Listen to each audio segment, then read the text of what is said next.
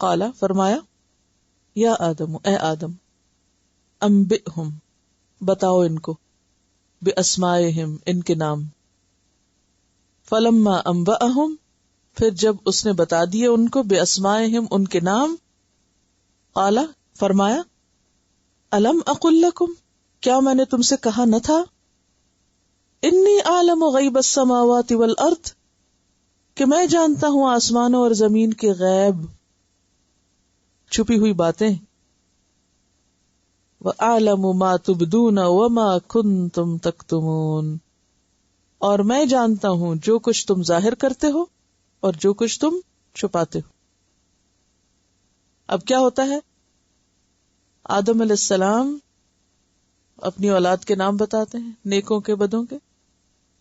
اسی طرح دوسرے معنی میں کائنات کی چیزوں کے. پھر جب وہ نام بتاتے ہیں تو اللہ تعالیٰ فرماتے ہیں اب دیکھ لیا تم نے کہ میں انسان کو کیوں پیدا کرنے والا ہوں. دوسرے لفظوں میں کہ انسان کے پاس جو علم ہوگا وہ فرشتوں سے زیادہ ہوگا. اور پھر انی عالم غیب السماوات والارض میں آسمانوں اور زمین کے غیب جانتا ہوں. مجھے معلوم ہے کہ انسان اور فرشتے میں کیا فرق ہے، کیونکہ خالق وہ ہے نا، اس لیے سب جانتا ہے. اور میں جانتا ہوں جو تم ظاہر کرتے ہو جو تم چھپاتے ہو. تو وہ کیا ظاہر کرتے تھے اور کیا چھپاتے تھے؟ فرشتوں نے کیا ظاہر کیا تھا؟ یہ جو اوپر اپنا ارادہ اور رائے ظاہر کر دی تھی اس کی طرف اشارہ ہے. تبدون میں کس کی طرف اشارہ ہے؟ اس رائے کی طرف اشارہ ہے جو انہوں نے اوپر ظاہر کر دی تھی کہ اتجعل فیہا من یفسد فیہا ویسفک الدماء ونحن نسبح بحمدک ونقدس لک. اور وما کنتم تکتمون جو کچھ تم چھپاتے تھے. یعنی اس سے پتہ چلتا ہے کہ جو ان کے دل میں تھا انہوں نے سارا نہیں بولا تھا، کچھ اپنی رائے محفوظ بھی رکھی تھی یا کچھ ارادہ انہوں نے اپنا چھپا کے بھی رکھا تھا. وہ کیا تھا؟ کہا یہ جاتا ہے کہ وہ چھپا ہوا وہ خیال تھا کہ خلافت عرضی انسان کی بجائے فرشتوں کو دی جائے جو تسبیح کرتے رہتے. وَإِذْ قُلْنَا لِلْمَلَائِكَةِ اسْجُدُوا لِآدَمَ اور جب ہم نے فرشتوں سے کہا کہ آدم کو سجدہ کرو، آدم کے آگے جھک جاؤ. فَسَجَدُوا تو سب جھک گئے، الا ابلیس سوائے ابلیس کے. ابا اس نے انکار کر دیا. کس چیز سے انکار کر دیا؟ جھکنے سے انکار کر دیا، سجدے سے. ابا کا معنی ہوتا ہے پسند نہ کرنا، قبول نہ کرنا، نہ ماننا. یعنی اس نے سجدہ کرنا پسند نہ کیا، اللہ کے اس حکم کو قبول نہ کیا، اللہ کی بات نہ مانی. واستکبر اور بڑا بننا چاہا. استکبار استفعال طلب کا معنی پایا جاتا ہے. یعنی انسان کے آگے جھکنے کی بجائے اس نے بڑا بننا چاہا. وکانا من الکافرین اور انکار کرنے والوں میں شامل ہو گیا، انکار کر بیٹھا. تو پہلی فضیلت جو آدم علیہ السلام کو دی گئی تھی وہ علم کی بنا پر تھی، یا پہلی نعمت آپ کہہ سکتے ہیں کہ جو آدم علیہ السلام کو ملی وہ علم کا دیا جانا تھا. اسی لیے علم دنیا کی سب نعمتوں میں بڑی نعمت ہے. مال ختم ہو سکتا ہے، علم ختم نہیں ہوتا. علم خرچ کرنے سے اور بڑھتا ہے، مال خرچ کرنے سے گھٹتا ہے. مال سے علم نہیں خرید سکتے، لیکن علم سے آپ مال بھی حاصل کر سکتے. کوئی ہنر آتا ہو آپ کو، آپ کام کر سکتے ہیں. جی ہاں، علم چرایا نہیں جا سکتا، مال چرایا جاتا ہے. علم آپ کی حفاظت کرتا ہے، مال کی حفاظت آپ کرتے ہیں. تو بہرحال سب سے پہلی نعمت جو انسان کو ملی وہ علم کی تھی.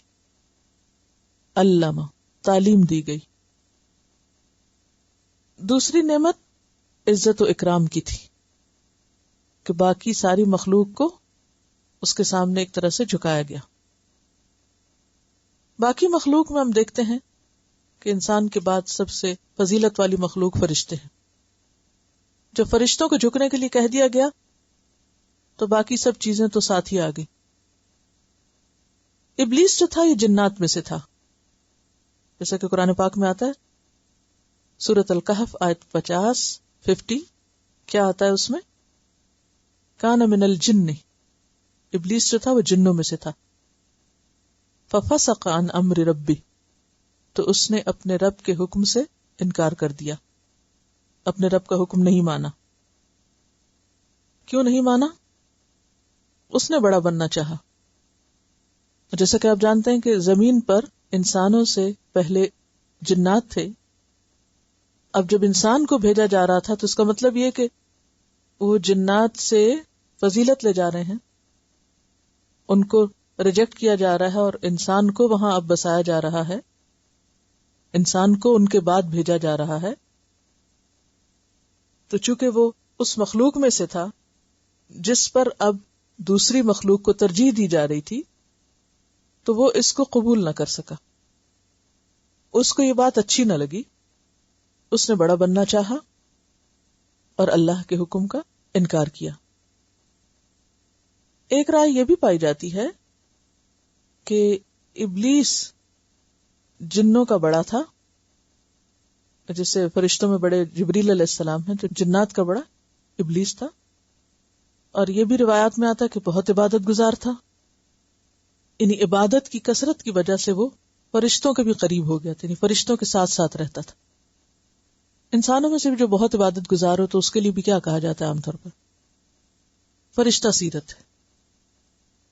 تو جب فرشتوں کو حکم ملا سجدے کا تو اس کو بھی ساتھ ہی ملا تھا. یعنی فرشتوں کا ذکر تو یہاں آتا ہے، لیکن ایک دوسری جگہ پر سورۃ الاعراف میں ابلیس کو بھی سجدے کا حکم ملنے کا ذکر آتا ہے. سورۃ الاعراف میں آتا ہے ما منعک الا تسجد اذ امرتک، تمہیں کس چیز نے روکا تھا سجدہ کرنے سے جبکہ میں نے تجھے حکم دیا تھا کہ تو سجدہ کرے، تو کیوں نہ کیا تم نے؟ تو کفر ہوتا کب ہے؟ کفر کا کیا معنی؟ انکار. انکار ہوتا ہی اس وقت ہے جب انسان کسی حکم کو پا کر اس کو نہ مانے. وَكَانَ مِنَ الْكَافِرِينَ، اور وہ انکار کرنے والوں میں سے ہو گیا.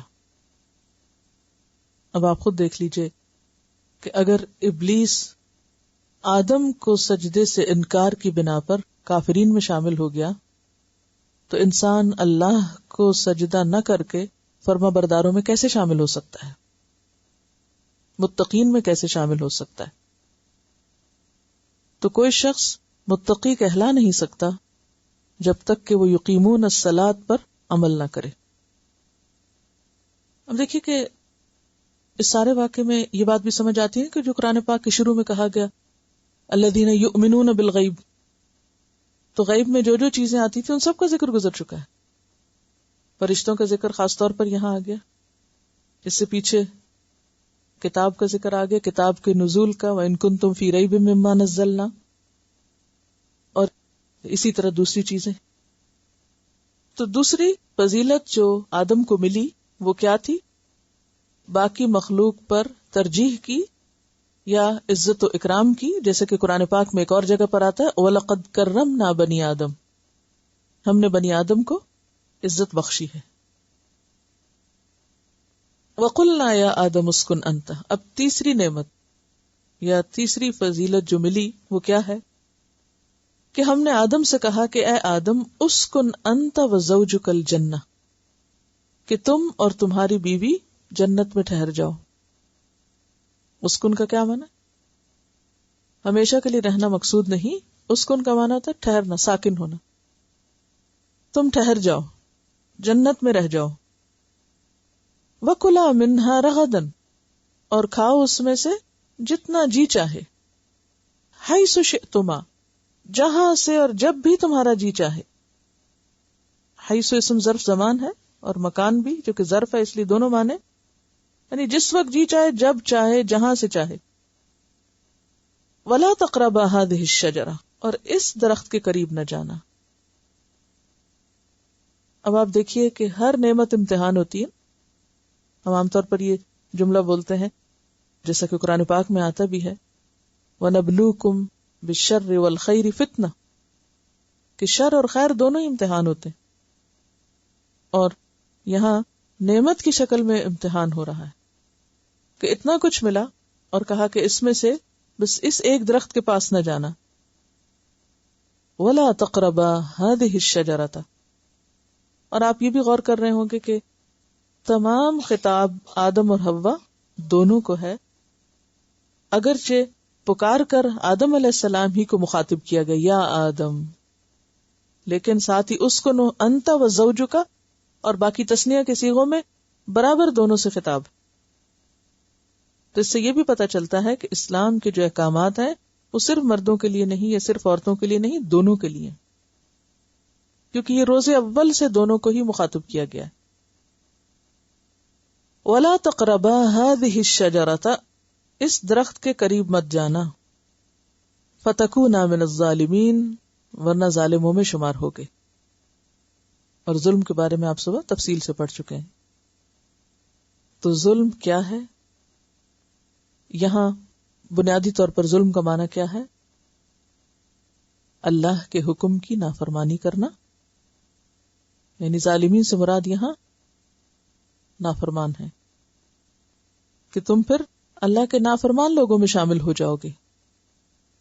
کیونکہ ظلم کسی چیز کو اس کی اصل جگہ سے ہٹا دینا ہے، کسی کی حق تلفی کرنا ہے، خواہ وہ بندوں کے حق میں ہو، خواہ وہ اللہ کے حق میں ہو، خواہ وہ وسائل کے حق میں ہو. جو اللہ نے انسان کو چیزیں دی ہیں استعمال کی، ان کا غلط استعمال بھی. اور فساد کا اصل سبب بھی یہی ہوتا ہے. جب انسان اللہ کی نافرمانی کرتا ہے تو وہ بھی فساد میں ہے، بندوں کے حقوق مارتا ہے اس سے بھی فساد ہوتا ہے، اور وسائل کو غلط استعمال کرتا ہے تو اس سے بھی فساد ہوتا ہے. اور الٹیمیٹلی اس کا نتیجہ یا اس کا نقصان خود انسان پر ہی پلٹتا ہے. ظالم دراصل اپنے اوپر ہی ظلم کرنے والا ہوتا ہے، خود کو نقصان دینے والا ہوتا ہے. وَلَا تَقْرَبَا هَذِهِ الشَّجَرَةَ فَتَكُونَا مِنَ الظَّالِمِينَ. تو اس درخت کے پاس نہ جانا ورنہ ظالم ہو جاؤ گے.